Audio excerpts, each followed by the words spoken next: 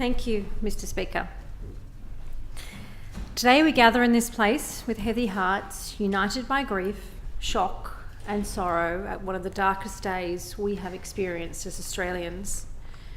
What was a picture-perfect summer afternoon in one of our most iconic and vibrant communities was shattered by violence, hatred and fear. We mourn those who were taken and we stand with those who remain injured, traumatised and trying to make sense of the unimaginable. Bondi is more than just an iconic place in Sydney. It's a symbol of who we are as Australians, diverse, open, free and connected. And while it is the Jewish community who was targeted by these terrorists, it is the entire Australian community who has also been attacked. On the first night of Hanukkah, a Jewish celebration of light overcoming darkness, those wishing to simply express and celebrate their faith were ruthlessly and viciously shot down in cold blood. Among the innocent taken from us are friends, mothers and fathers, sons and daughters, and most tragically among them, 10-year-old Matilda, the very definition of innocence. Among those taken were Boris and Sophia Gorman, who bravely encountered the gunman in the early stages of the attack. Rabbi Eli Schlanger, who had served as a rabbi for 18 years and was head of the Chabad mission in Bondi and leaves behind his wife and young children, as well as a devastated community. Edith Brutman, who was a loved member of the Sydney Jewish community. Adam Smith, who was a husband and father of 4, who was enjoying an evening walk on Bondi Beach when the shooting began. Boris Tedelroyd, a musician who was at the Hanukkah by the Sea with his son when he was tragically killed. Marika Pogany, who emigrated from Czechoslovakia and embraced our Aussie life, was a volunteer who delivered kosher meals on wheels and who one of her former bridge competitors I got to meet at Bondi just last week. 10-year-old Matilda Britvan, who was at Hanukkah by the Sea with her family when she was tragically shot and was known as Little Bee to her father, and I've never seen so many bee balloons as I have in the last few days, and who, as we all know, was tributed last night when we took back Bondi Beach with her father and mother dancing so beautifully to Waltzing Matilda at the beach. Peter Marr, who served in the New South Wales Police Force for 34 years, he retired as a detective sergeant and was working on the night, experiencing his passion as a freelance photographer at Hanukkah by the Sea. Dan Elkiam, who was beginning to build his future here in Australia after moving from France and was at Bondi Beach with his friends for the lighting of the Hanukkah candles and was shot in the back while trying to flee. Reuven Morrison, who bravely confronted one of the gunmen with a brick, sacrificing his life to protect loved ones.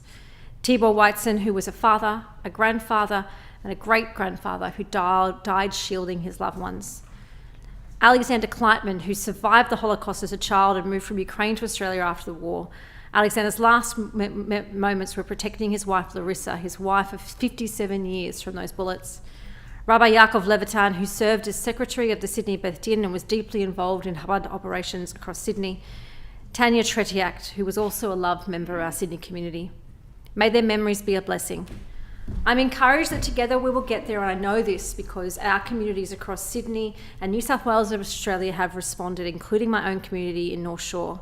Outside of Cremorne Synagogue, just a block away from my office, my local community have quietly and respectfully left flowers, handwritten notes and messages of kindness. They reflect a community clearly saying, without hesitation, you are not alone, you are valued and you belong.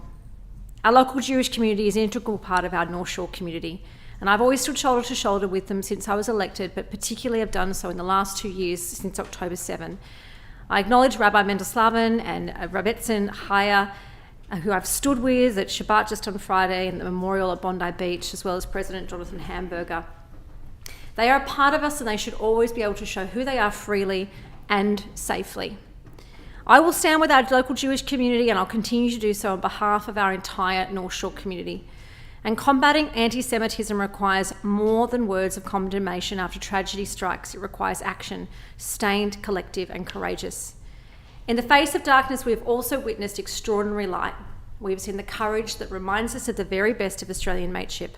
Ordinary members of the public, people who never expected to be called upon, who stepped forward in moments of chaos and danger.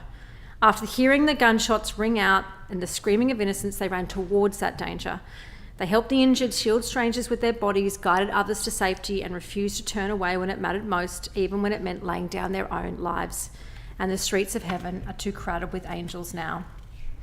We owe an immense debt of gratitude to all of our emergency service personnel and first responders, our police officers, paramedics, lifeguards, the volunteer lifesavers. They witnessed trauma most of us can scarcely comprehend, and yet they acted with determination. And we particularly owe a debt of gratitude to Constable Jack Hibbert and Constable Scott Dyson, who we all pray for as they are recovering from putting their lives on the line and experiencing injury. The healing will take time, and trauma does not disappear when those headlines fade. We must ensure that victims and their families are supported in the weeks, months and years ahead. But as we heal, we must also reaffirm who we choose to be. We choose unity over division, courage over fear, love over hate. We choose to protect the freedoms that define our society while standing firm against those who seek to undermine them through violence and intimidation. And we must make the changes needed to stamp out anti-Semitism and the violence and terror that it escalates to. Only together as Australians will we overcome this tragedy, and only together as one community will we ensure that this never happens again. Are there any further